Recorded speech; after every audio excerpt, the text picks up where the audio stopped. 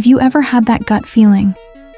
That little voice telling you something is off, especially with someone you trust?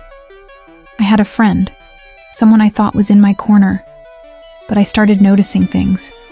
Small comments, little digs, a strange eagerness to hear about my setbacks. I didn't have proof, just a growing suspicion that they were trying to undermine my work. Confronting them without evidence would just make me look paranoid.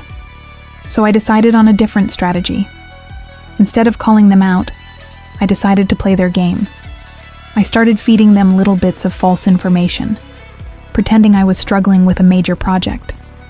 I'd mention fake problems, invented deadlines I was sure to miss, and acted more stressed and vulnerable than I actually was. They ate it up, offering sympathetic advice that I knew was designed to make me fail. The real test was coming. I had a huge presentation for a new client. I told my friend all about my Plan A, a completely fabricated, flawed proposal that was destined to crash and burn. I made sure they knew every detail of this fake plan. As expected, just before my big meeting, I heard whispers.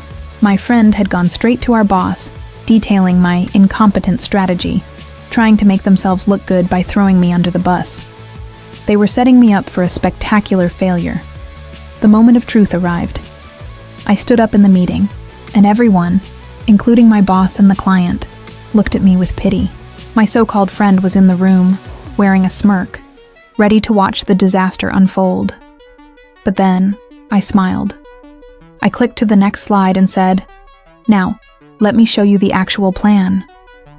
I unveiled my real project, meticulously prepared and polished.